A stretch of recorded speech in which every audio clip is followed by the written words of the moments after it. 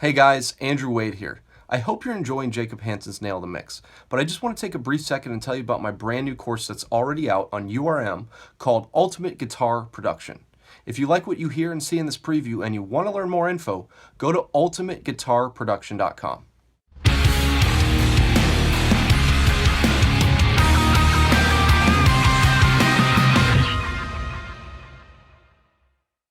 Another technique that can be very useful whenever you're trying to define your own tone or get a sound that you haven't heard before is blending amps. Let's show an example of how this can be done.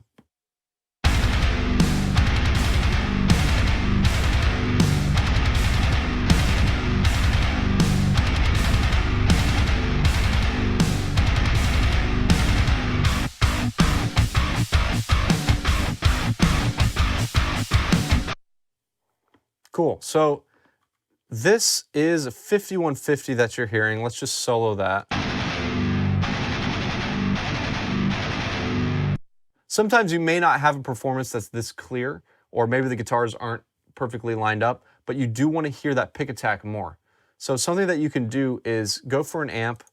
In this situation, I chose a Bogner. You go for an amp that has a little more of that nice mid-range, that clear mid-range, and just get a track of the DI being reamped through that at a lower gain stage. And let me play this for you.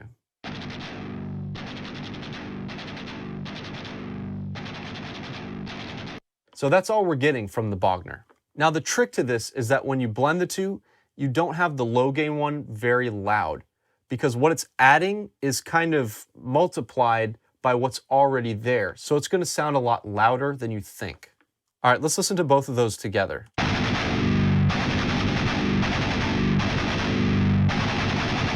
You can really hear that mid-range pick attack coming through a lot more. Let me turn off the Bogner and turn it back on while we're listening so we can really hear it coming in and out.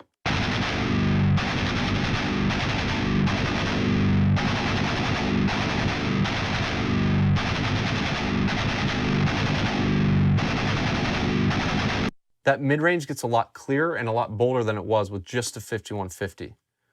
So let's hear what that sounds like in the mix with both of those playing at the same time.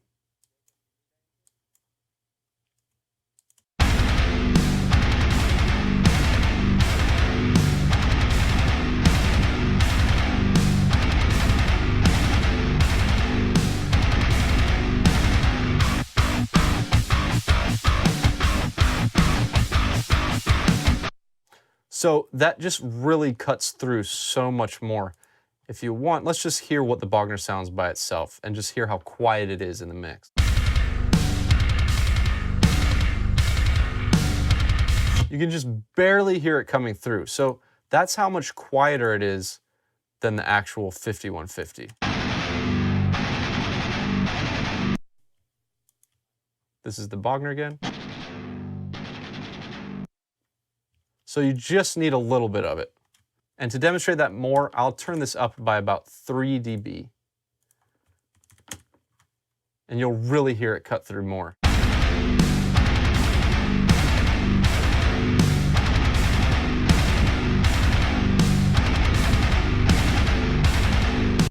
And that's a very unique sound. To me, that's definitely too loud. You would kind of notice that there might be a lower gain track playing at the same time. But as long as you have it low enough, you can get away with this and you can really change the sound of an amp by just adding another one, especially if you know what characteristics you're looking for.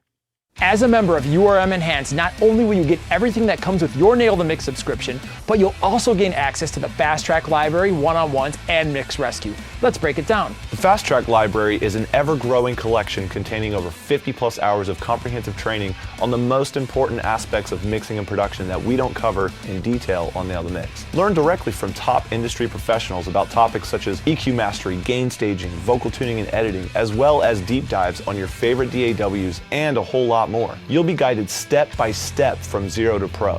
Have you ever wished you could call your favorite producer and pick their brain? One-on-one is your chance to have that opportunity. Each and every week, we have slots available for you to book your 20-minute Skype session with some of the best minds in the game. This is your time to ask about anything related to producing, mixing, career advice, you name it. Short of being an intern at a top-level studio, there's literally no other way to get this kind of personalized feedback at this level. I would have given anything for the chance to pick my favorite producer's brain like this. Do you have a mix you're struggling with? Well, each month on Mix Rescue, we select one of your mixes to open live on the air and show exactly how to take it to the next level. And we'll even send you the files afterwards. This is the perfect complement to the pro sessions that we have on Nail the Mix, because you can compare and contrast your sessions to ours and see what you've already done well and where you need to improve. Let us help you nail your mix so you can transform into the mixer that you've always wanted to be. All of this is an amazing opportunity for you to grow, but don't take our word for it. Here's what our members are saying about URM Enhanced.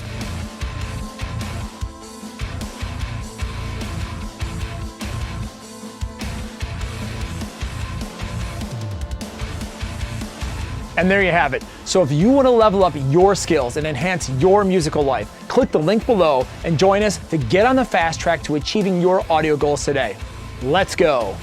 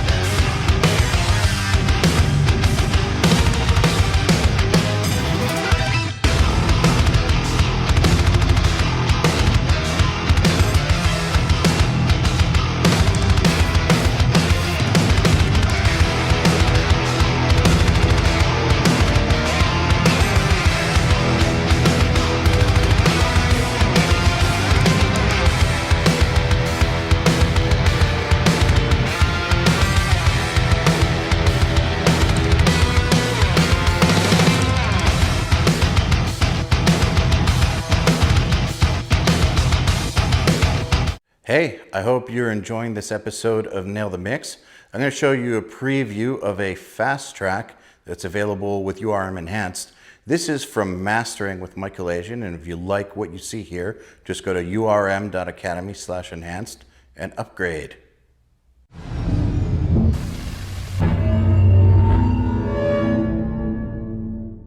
All right, the other super important thing I want to talk to you before we even get into any of the mastering techniques is setting your monitoring level.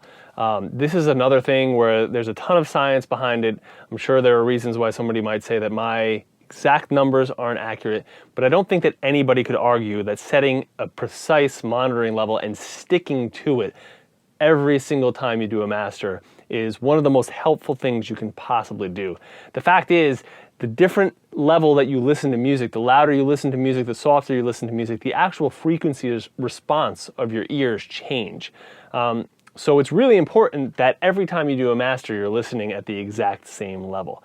There's a pretty easy way that I go about setting my mastering level in any room that I work in and just maintaining it.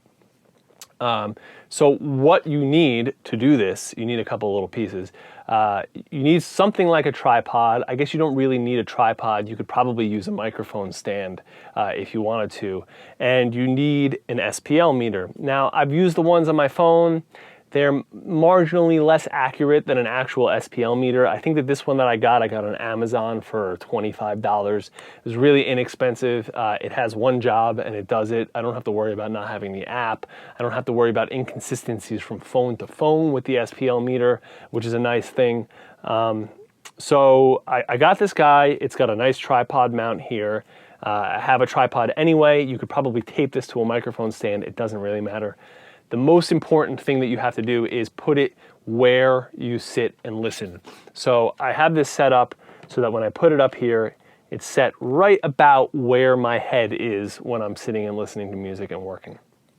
So all you have to do after you have this set up and turned on is play your favorite reference track, go to the chorus of your favorite reference track, generally the loudest, biggest part of your reference track, unless it's some crazy anomalous part at the end, just the loud part, I don't know, the big part, and play it on loop and adjust your volume until you hit somewhere between maybe 75 and 82 or 83 dB on your SPL meter. This just has a readout.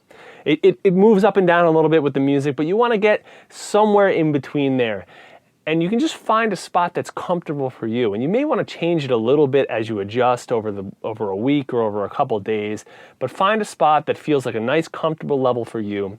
Anywhere under about 82 dB is safe to listen to for most of the day. You can always check the OSHA guidelines. They'll tell you how much sound pressure level you can take in without potentially causing hearing loss. But I think if you're between maybe 75 and 82 dB, you're in the safe zone to listen for quite a while. So set up your SPL meter, put on your favorite song, cue up the chorus of the song, hit play, adjust your monitoring level until your SPL meter hits somewhere between 75 and 82 dB, somewhere in there that feels comfortable for you. For me, it's like 78, 79 dB, and then mark off your volume level. If you have an interface like mine where you can save the volume level as a preset, save it. If you don't, put a little piece of tape on there and put a line. The important thing is every time you do a master from here on out, you should make sure that you are listening at only that volume level, and you will make much, much more consistent decisions in your mastering. So I've got this set up right now. I've got a mix queued up. I'm going to make sure we're on here. We're on, and I'm going to hit play. You're sailing to come closer. I'll miss you, I'll still love you. You're sailing to come closer. I'll miss you, I'll still love you. You're sailing to come closer. Okay, so this is registering around 77, 78 dB, which is where I like it. I've got my preset saved. Every time I come back to this, this is where I'm going to work. I should probably mention that in a mix situation, it's a little bit more complicated when you're setting your mastering level because you're not always mixing against a brick wall. You're not mixing a fully limited, loud master.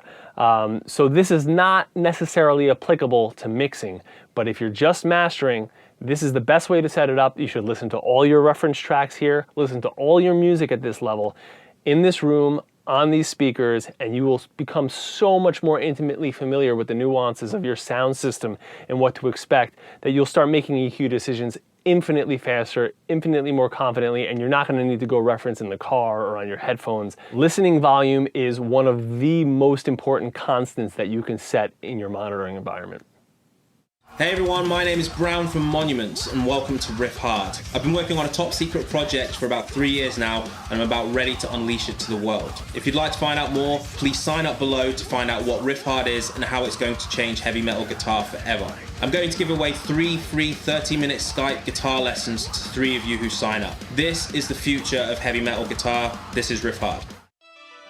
Welcome to Ultimate Guitar Production with the Honorable Andrew Wade. My spirit has heard your cries, wallowing in the muddiness of your mid-range, lamenting over the loss of pick attack and giving in to your carnal amp sims. But fear no more. I have good news. Ultimate Guitar Production. The answer to your prayers. Salvation to your terrible tones. Okay, someone's out there. Yes, I'm getting a reading. Someone's out there with horrible posture. Someone who does not understand the importance of pick selection or hand positions. You. Yes, it's you, young man. Come up here. Yes, I struggle with palm mutes and look to fix my problem in post-production. No, this can't be. No longer. Be healed! Yes! See everyone? The power of Ultimate Guitar Production. Intonated, anointed, tuned. Bless you, child. The prophecy is coming true. Using my 9 points of light, we'll dive into what makes a guitar tone, uniting the spirit of the player to the body of the guitar, resulting in a joyful noise to all nations. even Germany.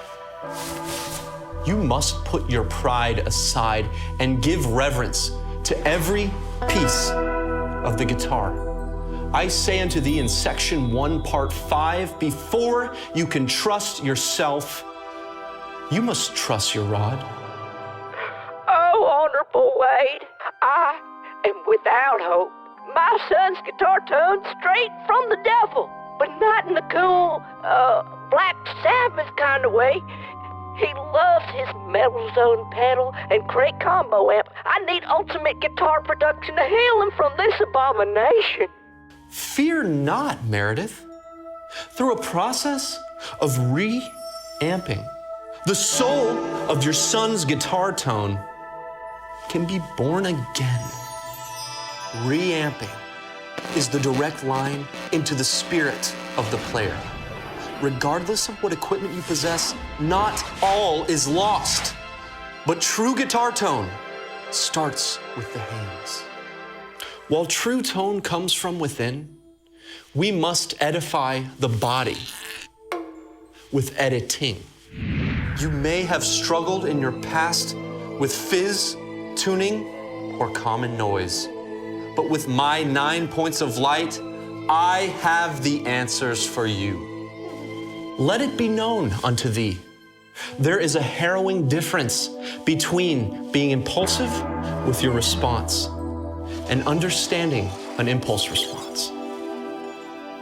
In Ultimate Guitar Production, we will show you just how to create and harness the power of the impulse. For the users are many, but the creators are few. This knowledge will translate across 3 genres, separate in sound, united in spirit.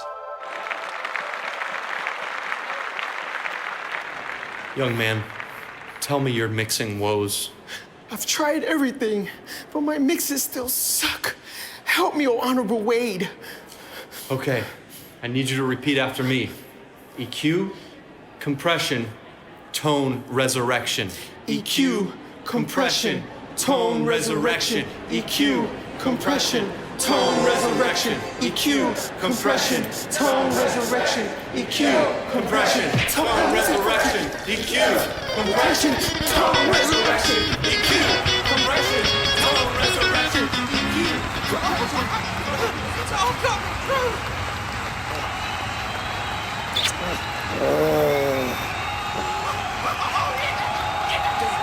But that's only the beginning, my friends. We'll dive deep into the holy text of guitar. And on the 7th string, it was played. Blending sounds, experimenting without guilt. You need to be triple rectified. And experiencing the fellowship between man and guitar. So I invite thee, come and wade in the sparkling, golden, healing waters of Ultimate Guitar Production.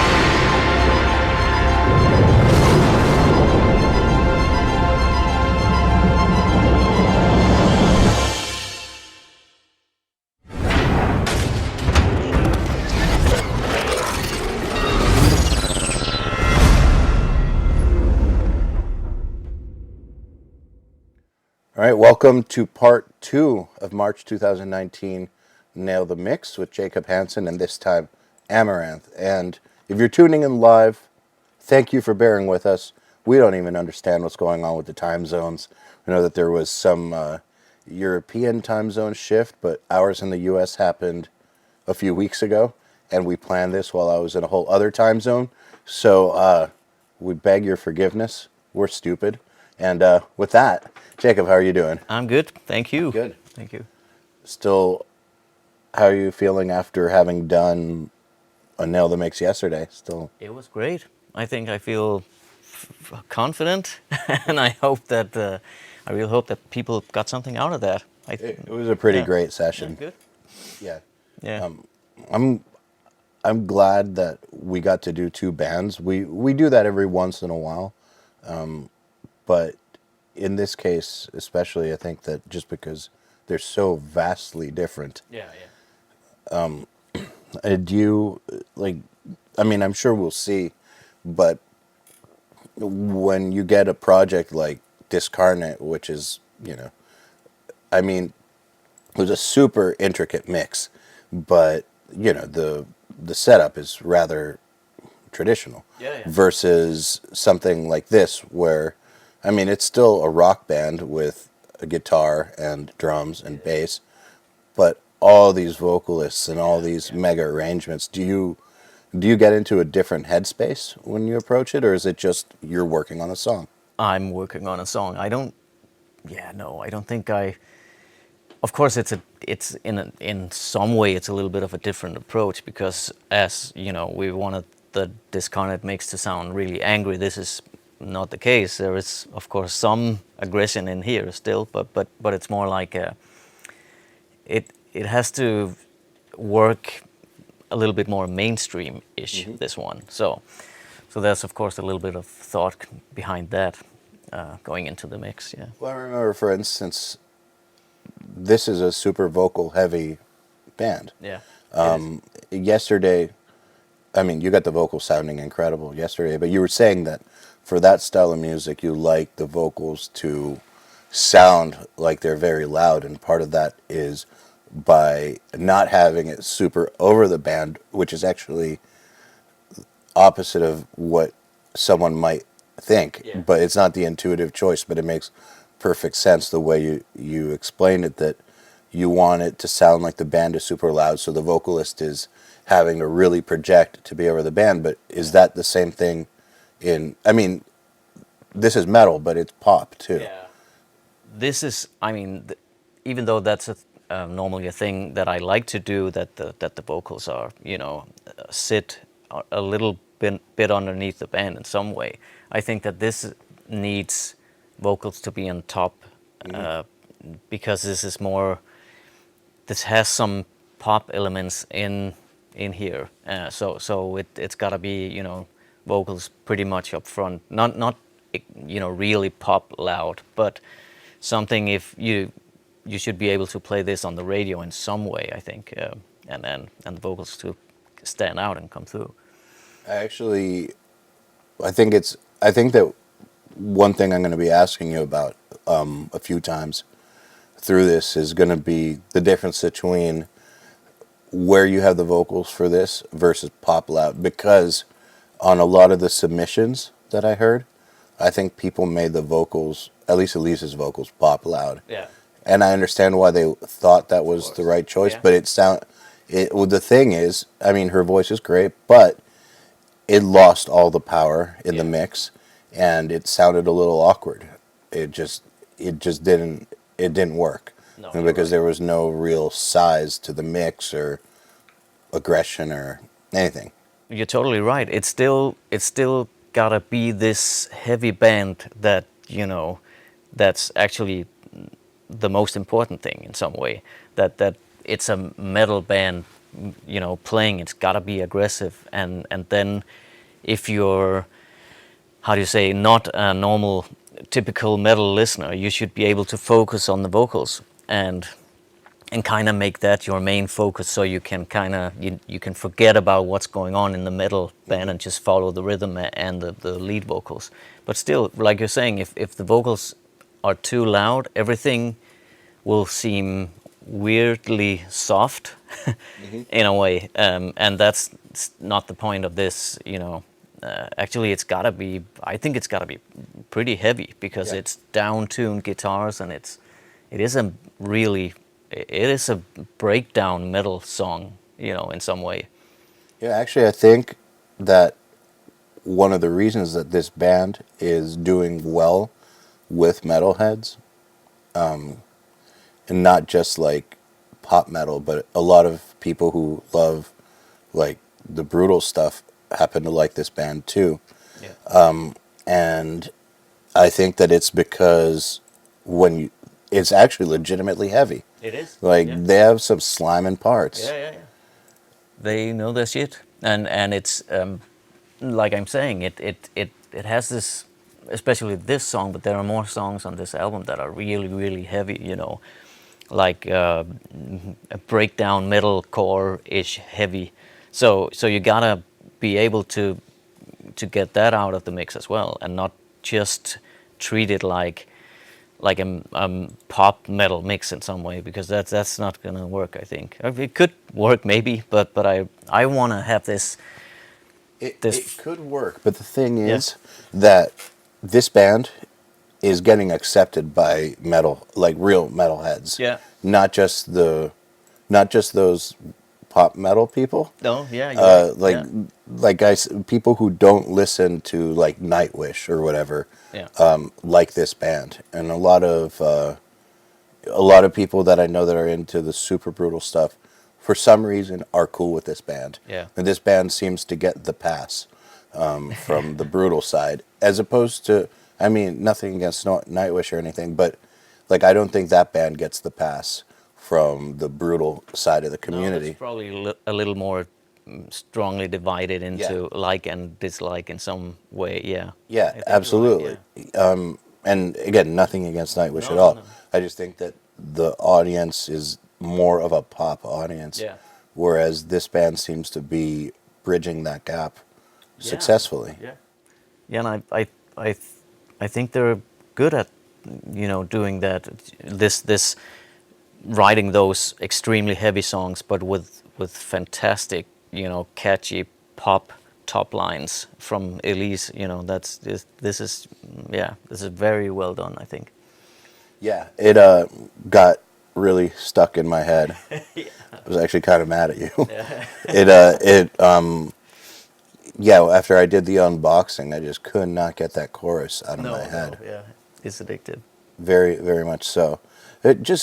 And actually, that's something I think they have in common with Discarnate, because I mean, they couldn't be further apart musically. But the thing about Discarnate that I thought and think is great, in addition to just great riffs and all that stuff, is that they're very catchy. I mean, it's not like in a pop hook sort of way. It's more that the riffs are catchy and the beats are catchy, but it's catchy. It's catchy shit, and so is this. Yeah.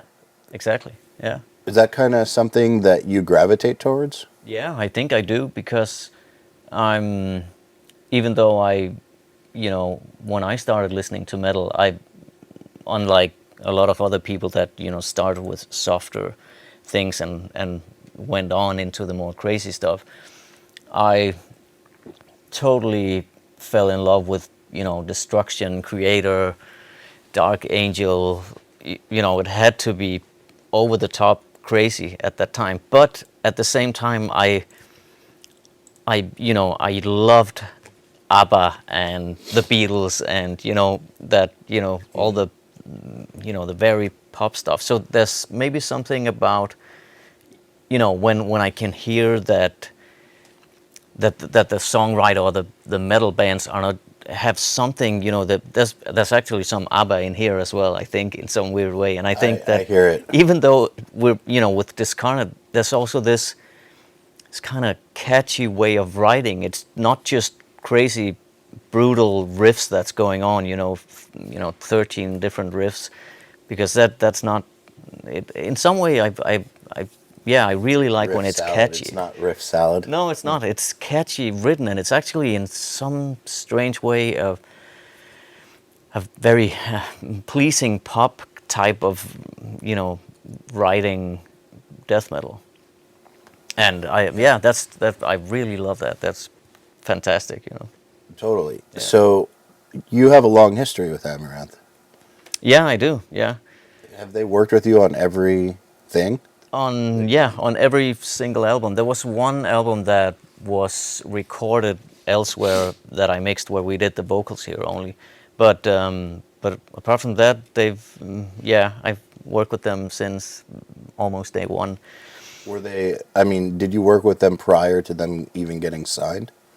Or from their first label release? Maybe they weren't signed when we did the first album, but they got signed right after, something like that. So really from the beginning? Yeah. I think they did a demo of 3 songs or something like that with Fredman or something back in the days.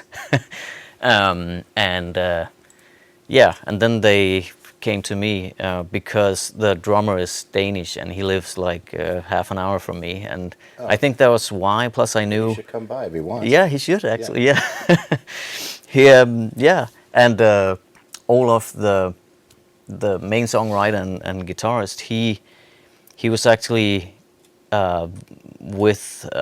he was helping out at Night Rage when I did an album with them in my old studio. So I got to know him a little bit there, and I think something just clicked, and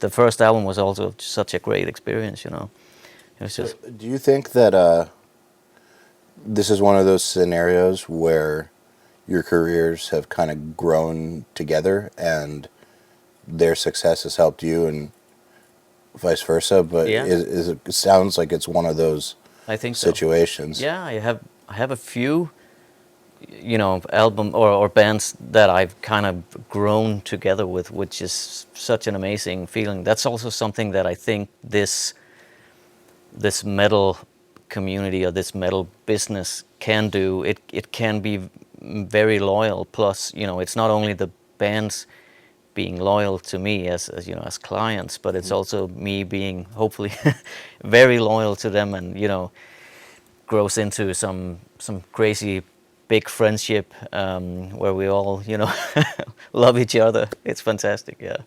Well, I mean, how long has it been?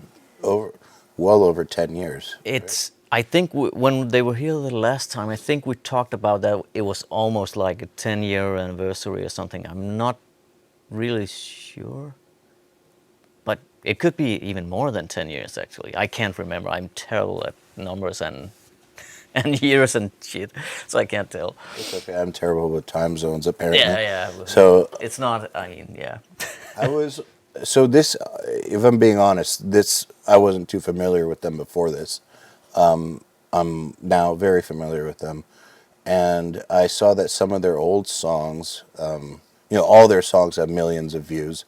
But some of the old ones have, like, one of them has like 75 million views on a video. Yeah. Another one has like 20 million. Like, there's some very high view counts. Yeah. Did they get big right out the gate with their first record? Like, was it a pretty instant hit? I think this band was something that nobody wanted to say they liked in some way. It was like the guilty pleasure of everybody. I remember. Kind of felt like that at first when I started listening. It was weird because, like you're saying, even there was a song. The first single I think on the first album was called "Hunger," and it was like it was kind of like a hit in the underground, and yeah, like you're saying, tons of views, and the videos were done, expertly, very well done, and it seemed like a lot of people liked it. But in the, how do you say, in the media, they got a hard time, especially from the people who felt it was so wrong, because I think it was one of those bands where they almost did the promo pictures before they had a song. It was, but everything was just so. It was so not metal in some way, which I think was brilliant. Just this way of thinking very much about image, songs, videos. Everything was very visual in some way, and a lot of people were like, this is the devil. Or, it's weird because then Dimmu Borgir does it and it's okay. Yeah, that's the thing. It's okay if you're filled with blood and barf, but but if you look great, that's uncool. Yeah. If you wear a little bit of makeup or something, but blood's good. That's fine. No, I'm kidding a little bit, but it was funny to see that it seemed like everybody hated them, but they got so many views. And I remember them playing at Wacken Festival in, maybe that was, I can't remember, that's so many years ago. I think the first appearance there, and I went to see them, and it was like I believe maybe 10,000 capacity tent, and it was crammed, and people were outside and couldn't get in, and everybody hated it. You know, you know what I mean? Yeah. It's like, It's this, you see that a lot, I think. Yeah. Bands like Avenged Sevenfold, for instance. yeah, People say they hate. Yeah. Somehow they've sold millions of records. it's There's weird. there's a lot of hate. But it happened too with Slipknot. They were the coolest band for metalheads to hate. Yeah, that's weird. They were lying, obviously. Yeah, of you know, course. it's I think that's one of the best cases of everybody buying a record and saying they didn't buy it, but Yeah. buying it and listening to it for 8 months straight with It's no weird. breaks. That's a strange thing. I'm not sure I'm happy about that. It's so strange. I think it's destructive, honestly. Yeah, it is. But And yeah, so yeah, let's not go there. yeah, but- that's a whole other conversation. Let's talk about this song some. So, were you involved at all in the writing of this song, or how did they present it to you? Like, what was the process? Yeah, no, it's actually been, they've come with almost final songs all the time, and presented that to me, and I've had, maybe a few changes in, small arrangement things or something like, why does the last chorus work better than the other ones? Let's just skip these two choruses and do the modulating chorus, blah blah, stuff like that, or Producer stuff. Yeah, This is a band where everything is pretty, in some way, well planned from the beginning. Of course, they've started, being a little bit more unprepared in some way. On this album, I think they had 3 songs ready when they came into the studio, and we set up an extra studio for Olof and Elise, they are the main songwriters, and they were sitting in my vocal booth with a small studio and doing pre-production on the next songs we had to track drums for, or me and Morten were tracking here while they were writing it there. And when we ended a song, we would be like, so are there new songs for us to record? So but it's very, everything's planned out and it's done and fixed, and they know what to do. So I've been in scenarios where that is horrible and scenarios where that is great. Yeah. And I think that, that's either a nightmare or it's either a nightmare or a blessing, depending on what band you're working with. I'm sure, all of us who have recorded bands have had the band show up with 3 songs, and who knows how you're going to get the next 7 done without doing everything for them, because the reason they didn't have the songs done isn't because they're a super busy band and really good musicians who can do it in the studio. They only have 3 songs because they're irresponsible and kind of suck. But it sounds like in this situation, there's a lot of confidence that it could get done. It's all cool, and it's maybe been like that for some years, for some albums. I can't even remember, but I think they just got more and more busy. Of course, they're touring and doing all kinds of things all the time, so there's lots of things going on in the band. So I think it came pretty natural, and I'm actually been, when they enter the door and tell me that I'm totally confident that that's going to be fine, because I know what Olof and Elise they can accomplish together, and they're so good at this, and he's so fast at picking up one small idea. We talk about something that we think is cool, this is that song where they do this is pretty cool. Oh, we should do that. We should do such a song, and What does Olaf play? What's that? What does Olaf play? He's the guitarist. Okay. Yeah. So is he like the main writer? Yeah, he is. Okay. Yeah. What about her? She does many of the top line, or all of the top linings. So she's the top line writer. But she has great ideas for songs as well. And she tells all of how the riff is gonna sound and things. She's great at writing as well. I actually think that that's one of the best skills a band member or a producer can have, is to be able to decipher Yeah, because there's a lot of really talented people who may not may not be arrangers themselves, but their ideas are solid gold. Yeah, yeah. And I think some of the best partnerships come from someone who can understand what they mean when they give you an idea, exactly. and then turn it into a great song. Yeah, I've done so many albums with bands where there's this one guy who's actually maybe not the best musician. He's actually, it feels a little bit more like he's the manager or the driver or something. But he has all the good ideas, all the great things. He knows when, you know, that was the take. This is the, you know, that was gold. You know, goosebumps everywhere. Let's keep this and, you know, play that solo like this, or, you know, stuff like that. It's great with these kinds of people, and they're often, especially the ones that are not very musician-like, they just have some, you know, it's all about the feeling. They're often, you know, looked down upon in some way. It's really dumb to look down on them. It's great to have those people in. Yeah, some of my best collaborations have come with people like that, because I knew how to translate what they were saying into music. And the thing is, we all know people who have lots of musical skills who can't write shit. Oh yeah. The first place where I really experienced this was mind and life changing, was I went to Berkeley, and I went to an arranging class, and the teacher was very strict with me. Like, she didn't like me at all.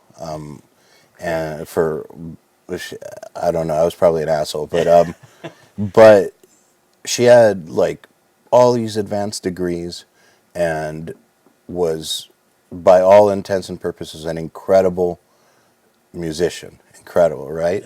One day she played us her latest music that she had just gotten recorded, and it was the worst garbage I've ever heard. Yeah, I couldn't believe what I was hearing.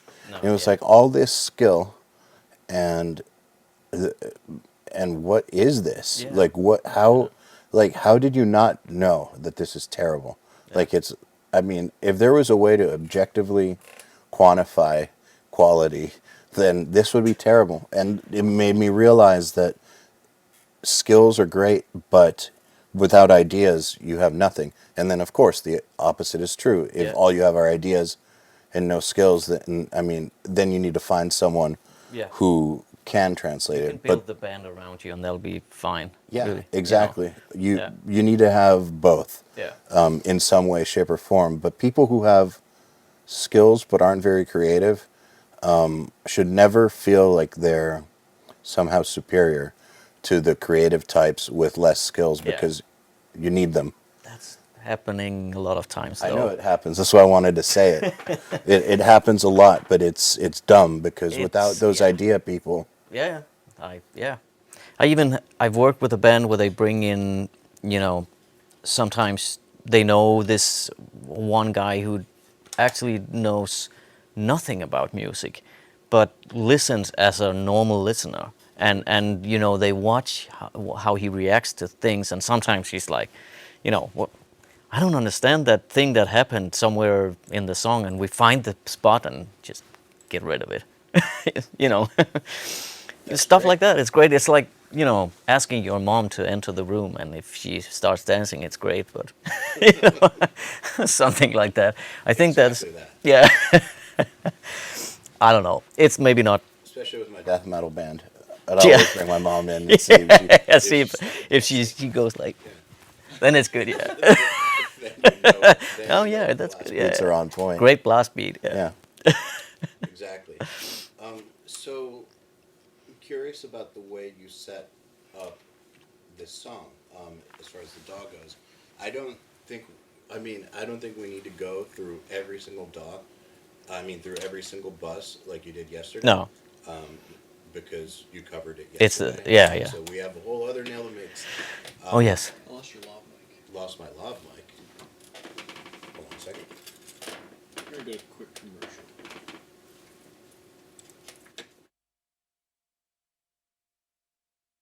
Hey, I hope you're enjoying this episode of Nail the Mix.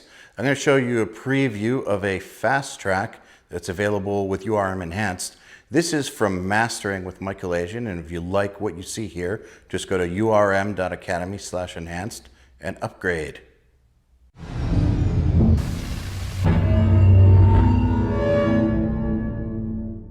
All right, the other super important thing I want to talk to before we even get into any of the mastering techniques is setting your monitoring level. This is another thing where there's a ton of science behind it. I'm sure there are reasons why somebody might say that my exact numbers aren't accurate, but I don't think that anybody could argue that setting a precise monitoring level and sticking to it every single time you do a master is one of the most helpful things you can possibly do. The fact is, the different level that you listen to music, the louder you listen to music, the softer you listen to music, the actual frequency response of your ears change. So it's really important that every time you do a master, you're listening at the exact same level. There's a pretty easy way that I go about setting my mastering level in any room that I work in and just maintaining it. So what you need to do this, you need a couple little pieces. Sorry about that, guys. Just had a quick technical difficulty we had to fix. One thing I just realized that I forgot to say at the very beginning is that we will be doing Q&As throughout this. So if you have a question, just put a bracket, a Q, and your question, and we will ask it. Also, later on today, we will be announcing the winner of the mix competition and who's going to get to take home some seriously sick stuff, like a seriously sick preamp from Golden Age Premiere and tube microphones. So stick around. But anyways, back to talking about this. I don't think we need to go through every single bus, especially if you do certain things exactly the same. I do, yeah. But what I would like to go over are there's different elements in this. Yeah. So maybe we could just give us a real quick refresher on the basic buses that you have that you kept the same. Just a quick refresher, and then let's talk about like the vocals and the keyboards and all that stuff. Yeah, sure. So I have here all my kicks and on a bus here to control that. I have, scrolling down here, I have all my spot mic symbols ending on a bus here to be able to control that as well.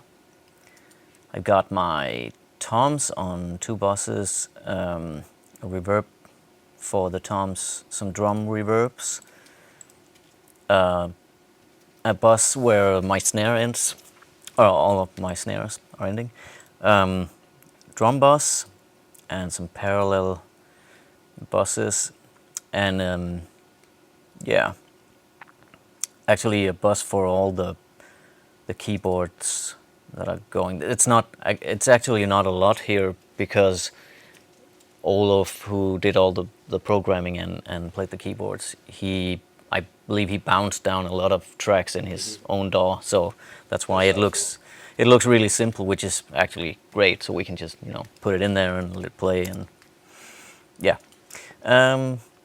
Bass ends on a bus here as well, and there's a spreader on it. I don't do a bus on the guitars in this song. I felt like there was no need in some way. Sometimes I leave that out. It's not very often, but I did in this case. It's also only 2 tracks, so it's easy to figure out. I have a bus for every type of vocal and for every vocalist. This is, for example, here is the male vocals from Niels, ends here. These are his main vocals. All his backing vocals, they end on a bus.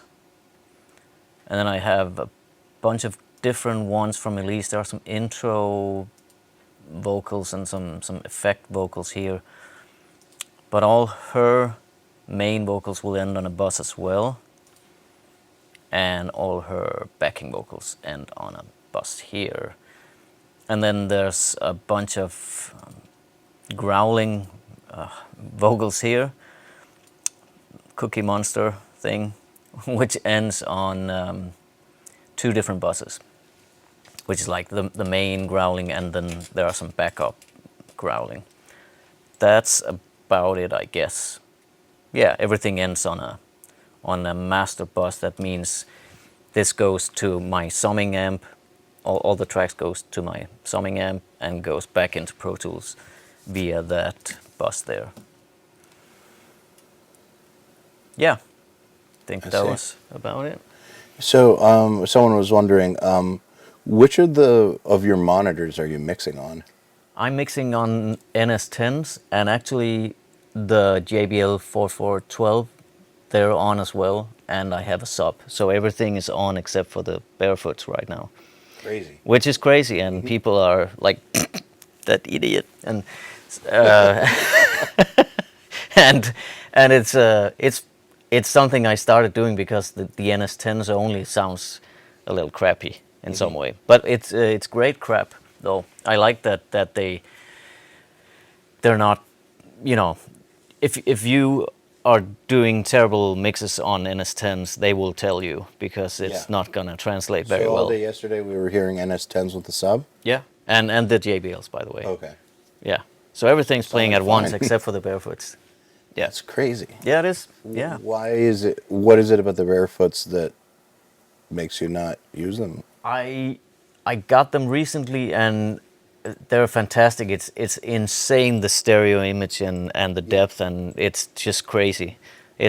But it was so far from what I was used to mixing on that I went like, I started a project on mixing a project on those, and I got somewhere, that I didn't want to go, and I was like, oh God, I gotta start all over, and I gotta get used to them before I can mix real on them. And I haven't really spent the time on getting used to them yet, and I need to do that, and time is just not allowing it. So it's a little stupid, but it's like that sometimes. You gotta, when your calendar's packed, you can't just spend 2 weeks on listening on a couple of monitors to break them in. I mean, there's nothing stupid about getting to know your monitors. No, that's very important. It's actually much more important than the monitor itself. Yeah. So yeah. So I'm just, it's a little crazy, but they're just standing there and looking great. They do look great. That's actually kind of funny. Yeah. So I'm just seeing if we have any other questions on the very basics. Chris Huber is wondering, do you use any of the outboard gear we see in the background for tracking, or also a little bit for mixing? Yeah, for tracking, definitely. I have a bunch of fantastic preamps, I think. Lots of weird old vintage, German vintage stuff, especially. Some newer classic stuff as well. And yeah, some old custom-made Neve preamps. I've had a guy from New York make me, Gruning. He's called Thomas Gruning. Lots of great stuff that I use for tracking, and it's of course used. All of it is used very much in the Amaranth song. But for mixing, I used to do a little bit of outboard processing, especially having the TubeTech CL1B on the bass on all my mixes. But at some point I stopped doing it because actually I felt like the plugins were now so good that I actually couldn't tell the difference, which is a crazy thing to say, but not that I'm using a CL. Fair enough. Yeah. We've done a few tests like this. I just saw myself getting so close, or at least, having a bass sound where I went, this sounds very good to me, and I could actually bypass, put the hardware compressor on and see if I liked it better, and I was like, no, it was fine, with the plug-in. So that's just what I stick to. I have a setup where I can insert some hardware, and I do that from time to time. I've just made a mix for a Swedish band where I ended up using an old handmade Danish compressor on the guitars, which was great for that thing. But you know, it's sometimes everything's happening in the box except for, or most of the times actually, except for you know, the fact that everything goes through a passive mixer in some way. Yeah. So this one's from Chris Adler. And hey, Chris, if you want to come by, you're more than welcome. Yeah. But fresh coffee. Yeah, the coffee's great here, and Red Bull today. So come by if you want. But 2 questions from Chris for you. Number 1, who has better hair, Jacob Hansen or Chris Adler? And number 2, how important is perfect hair to the mix? It's actually very important. It's about serious answer. He was very serious. I'm serious about it. No, yeah, I think it's funny. It's not about the hair, but you have to feel good when sitting in front of, you know, a mix. You have to. I mean, if you have a bad hair day, you'll make a terrible mix, I'm sure. I don't know, but Chris has very fine hair. We'll do a mix lab about what's that? Yeah, Chris has very fine hair. He does. He does. It is. Yeah. We'll do a mix lab about hair care and how mixing. to prepare for mixing. You know, what shirt to wear and stuff. So here's one from Robin Lejean, which is: do you ever use headphones for mixing, or is it just referencing? And if so, which ones do you use? Hey, Robin. No, I don't do headphones. I used to do it when when I printed all my mixes. I would, you know, take a pair of headphones just to listen to if there was something that I missed in the, you know, somewhere in the stereo picture or something that I wanted to do differently. But I never mix with headphones. Not that I'm saying that it's stupid or wrong or something. It's just not for me. Yeah. Yeah. I think it's a weird thing, you know. I think that we're good on questions for now. Actually, one more. Yeah. And we'll just keep going. I'm asking more questions earlier because we're not going into quite as much detail on the buses today, because we did yesterday. Yeah. And this reason this is coming up now, I think, and I want to ask, is because anyone who saw last month remembers that the mix was in mono for the first 4 hours. And that's the first time in Nail the Mix that we've had some serious amount of time spent in mono. So Philip Cass is wondering, do you mix in mono at some time in your workflow? No, I don't, but you know, if there's something where I'm feeling a little, you know, if I'm being, how do you say, cheated by stereo image, you know, if in some way that I think that it's not, I mean, I have a mono button here that I can press from time to time just to check if things are working in mono, or if I feel like, oh, is there something that could be potentially canceling out or something. But it's funny, but it's nothing that I think that much of. It's just, you know, you can do it. But it's actually strange because my old studio it had a little weird setup, and I was actually sitting, you know, because when I started my old studio, I had a mixing board here, and my Pro Tools DAW was here, and I started mixing like that, but it went more and more into Pro Tools, so I started mixing on this, sitting on the side, you know, listening this way.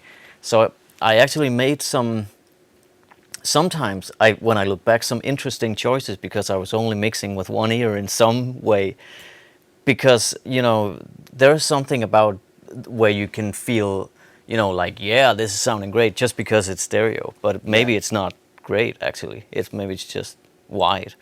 And so there's you something can about it. sometimes overlook problems for sure.